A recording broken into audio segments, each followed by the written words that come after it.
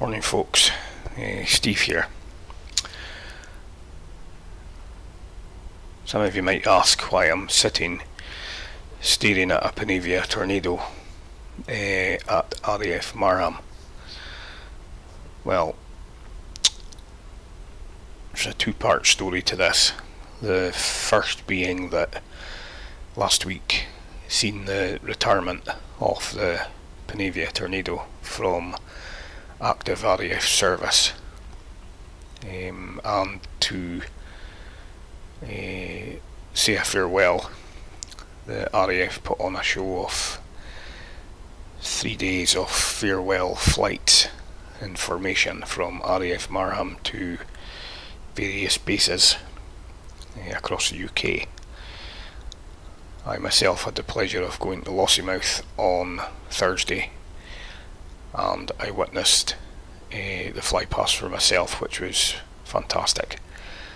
They did a little bit more than what was scheduled, which might have something to do with the fact that Sir Stephen Hillier, who's the Air Chief Marshal with the RAF, was flying one of the Tornadoes, and he was a former base commander at RAF Lossiemouth.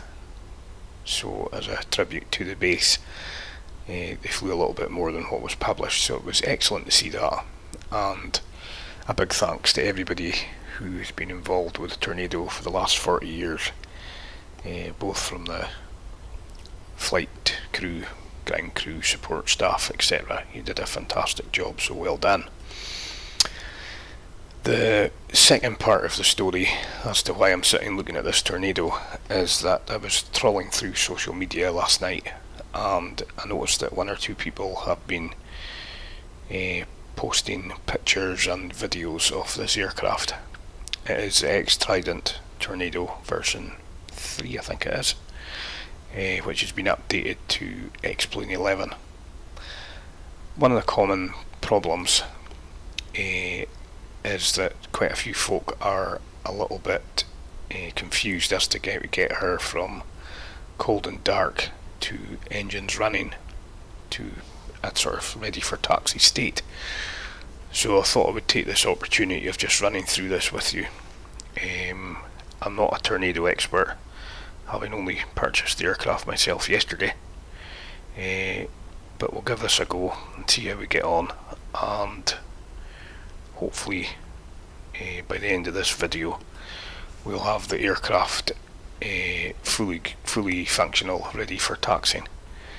So I'll see you in the cockpit very shortly. Right, here we are inside the cockpit of the said aircraft. We're sitting at RAF Marham, as I said, and there's a couple of preliminary things we have to do before we run through the checklist. So if we go to plugins, Tornado, and we go to special, we'll remove the before flight pitot covers, engine covers and the like, and we'll also set up the GPU, and we will also load the England map, which I had a go at doing last night. I also did a Scotland map and a UK map, so let's hope that they're of use to some folk out there. So, running through the checklist, we need to have the parking brake on down here. We need to put the batteries on, which is down here. We need to connect the GPU, which is down here to the left. We also need to set our lights, so we'll have nav lights on, and we'll leave the anti-collision lights off for the moment. So we've got the nav lights on the wingtips and on the fuselage. Our fuel, we are full of fuel. The warning panel test. It's all tested okay. The oxygen needs to be switched on. There. And the spills still switched on. Is switched on as well. And when we're down here, we'll also turn on the comms radio 1 to 2.8 for anybody that's going to be flying in VATSIM. The flaps are up. The wings are fully forward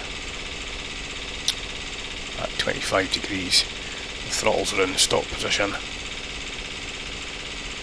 The taxi thrust limiter is down. The X drive, which is here, needs to go to auto. The LP cocks need to be opened and guarded, like so. The weight armament needs to be on safe, which it is. The front and rear boost pumps, let's get the yoke out of the way, need to be on. The APU valve needs to be set to closed. The ignition needs to go on. I'll put the pitot heaters on, the windscreen heaters on. Flight instruments, get rid of this control column out of the way.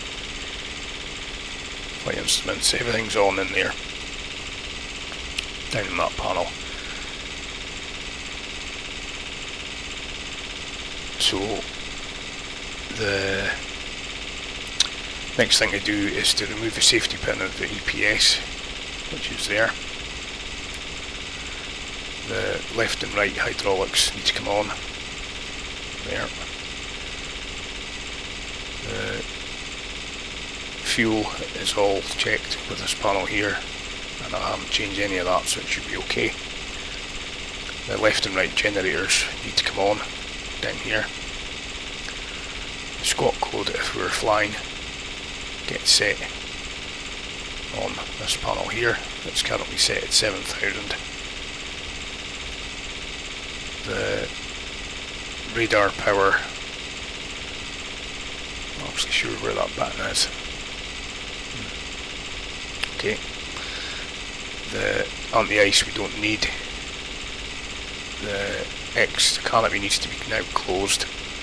So this lever here, we slide it to the middle, and then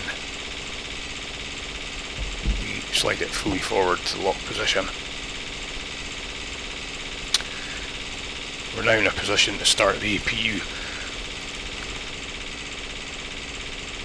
And to do that, we move down here to the left and click the APU on.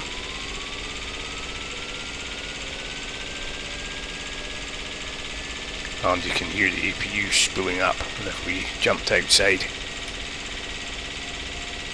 to the left hand side, right hand side, sorry, we can see the exhaust of the APU there. This aircraft incidentally is 0 Alpha 412 of the 617 squadron, which was the former Dambusters squadron. So that's the APU on. We'll jump back inside. The electrical power and hydraulic system should be on. Hydraulics are on, generators are on. So if we now click our throttles to idle, we should now be in a position to start engine number 1 on the left.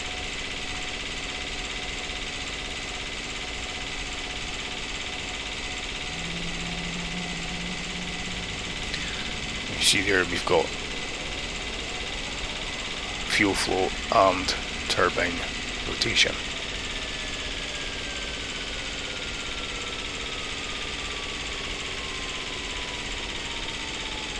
That's engine 1 on. Engine 2 on the right.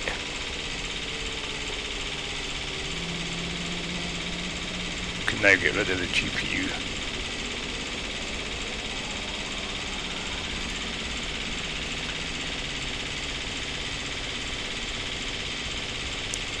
So that's engine 2 on.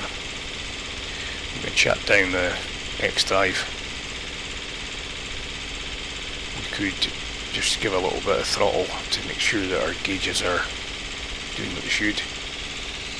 We can see there that both the first and second engines are spooling up as planned.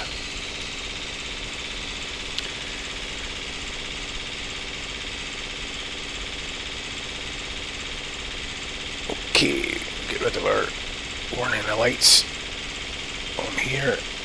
If we jump into the back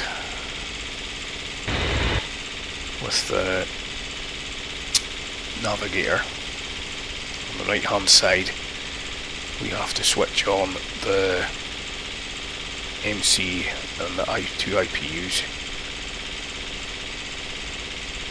which gives us the power that we need for the radar.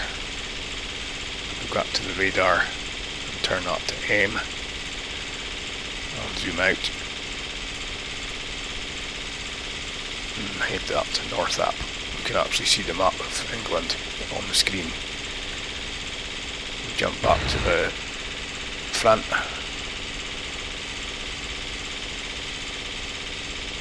We've now got the heads up display as well, and we've now got the taxi light on, so we go outside.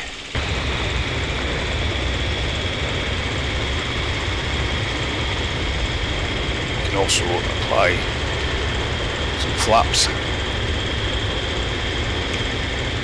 Do a wee control check actually while we're out here. So full left, full right, full up, full down, rudder right, rudder left, and that is us now. Almost forgot to put the beacon on. That's us now in a position that we're now ready to taxi the aircraft for departure.